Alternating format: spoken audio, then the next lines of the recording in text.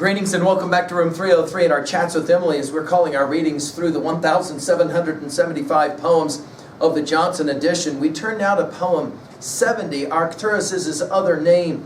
This is going to be one of these great poems of Emily's ironic voice, especially her critique of the new science. Now, it is true that Emily loves science and will right away move to a couple of poems that are coming that we're going to enjoy. The first is poem 185, where she says, "Faith is a fine invention when gentlemen can see, but microscopes are prudent in an emergency," to celebrate the idea of science over religion. And then we'll see on when we get to poem 1770, "Experiment escorts us last, his pungent company will not follow an axiom, an opportunity." The scientific method in some ways just explicated in 4 lines brilliantly that way. Now as we pick up this poem, our assumptions are that you've been following our stuff at learnstrong.net. Down that left-hand side, Chats with Emily, our playlist. I'm hopeful that you have been exposed to our introductory lecture as well as our preceding 69 lectures. We just finished with poem 69, "Low at My Problem Bending." Now, there is a love of science for Emily, but there's also a fear that we're going to see presented in this poem, that science might take us a little too far, maybe remove the wonder or the joy or the curiosity of the world. And in that regards, then, we'll enjoy the reading of this poem and Emily's ironic tone. We'll begin with Arcturus, the 4th brightest star in the sky. Arcturus is his other name. I'd rather call him Star. It's very mean of science to go and interfere. Notice the slant rhyme of star and interfere. In other words, let's enjoy the fact that there are stars. We think, of course, of Whitman's When I Heard the Learned Astronomer. We talked about it in our talks with Wald. "I slew a worm the other day." Notice the violence of the word slew. "A savant passing by murmured, 'Residuum,' that is to say, I shall rise again. Centipede, O Lord, how frail we are." Notice all these are in quotation lines.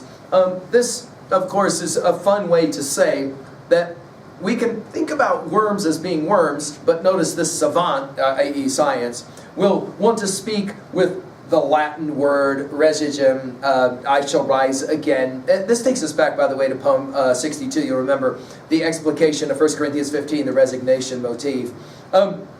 The idea here is that there's different ways to address a worm. Notice, "O Lord, how frail we are," is a biblical reference as well. And I think the key line of this whole poem, in other words, we got to be careful. It's our point here already. We got to be careful that as we look at the universe and the world of nature, and as we identify it through our scientific method, that we don't lose the wonder and the awe of the experience. She'll continue, "From worms to flowers. I pull a flower from the woods. A monster with a glass computes the stamens in a breath and has her in a class." Of course, this is that classification system. There's the concern again that science somehow removes the mystery, the enigma of it all. And now from flowers to butterflies. By the way, did you notice it was monster from savant to monster? And then, "Whereas I took the butterfly," in poems 64 and 66, you'll remember our study of the butterfly. "Whereas I took the butterfly, aforetime in my hat, he sits erect in cabinets, the clover bells forgot." And in other words, there's butterflies flying around, and then there's butterflies stuck in cabinets. My Emily group pointed out his use of the word cabinets makes us think of classrooms as well, right? And then she'll continue with heaven. And we'll mess around now with heaven for the rest of the poem. "What once was heaven," notice all the exclamation or the quotation marks here. "What once was heaven is zenith now, where I propose to go when time's brief masquerade was done, is mapped and charted too." I think masquerade is one of the key words of this as well. In other words, things are not what they appear. We might give them fancy names and the like, from heaven to zenith. It's still heaven.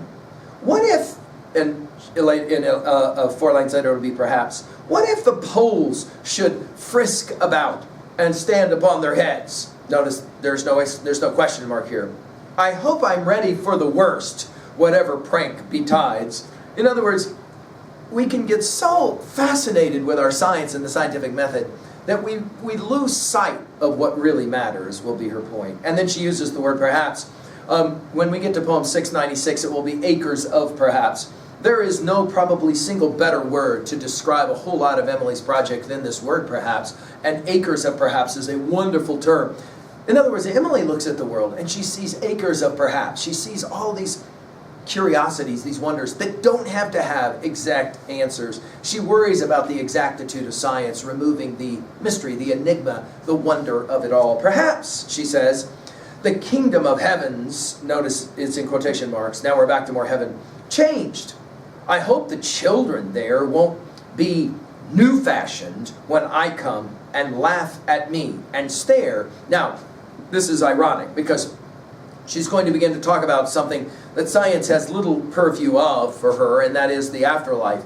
And she says, I hope that when I get to heaven, the children, the angels, right, won't be new-fashioned. We're going to see this in poem 191, by the way, as opposed to what?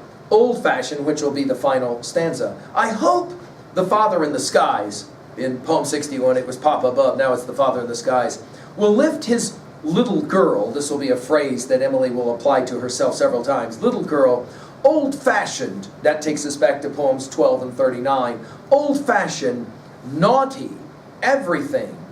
I hope that he will lift me over the stile of pearl. I find it interesting that naughty gets used once and only once in all of her poetry, and it's right here. Because I think Emily realizes she is being a little bit naughty. She's playing a game where she's kind of poking the scientific endeavor a little bit in the eye, I think playfully. I don't think it's in any way acrimonious or bellicose. I just think that she's saying, hey, you guys, we got to be really careful here that we don't take science so seriously that we can't enjoy the awe and wonder of the world. This idea that I hope that the Heavenly Father, the Father in the skies, will pick me up and set me over the pearly gates, right? That is to say, the pearl at the very end, so that I'm able to, be still a part of the kingdom of heaven. Notice her use of the word style, but it's not S-T-Y-L-E, and I love her little play on words there. How are we going to talk about this poem at 2A? Well, I think, again, the argument is never let your education remove the joy or the mystery of life. At 2B, I love the ironic tone of voice here. I love her word choice. All of the words in quotation marks. Pearl is a classic example, right? The pearly gates. At 3A, where are we going to relate this to? I think it does relate to Pope's Rape of the Lock as well as Pope's essay on man. We've given full lectures at learnstrong.net.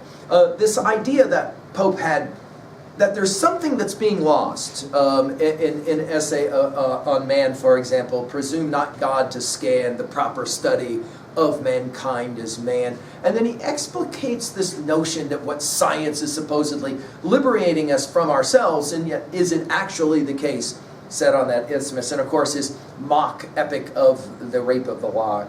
Finally at 3B, what are your own views on science? How do you balance that study of the natural world with your appreciation of the natural world, and how are you capable of playing both games? This is an amazing little poem. I hope Emily's made you question for a few moments. Thank you.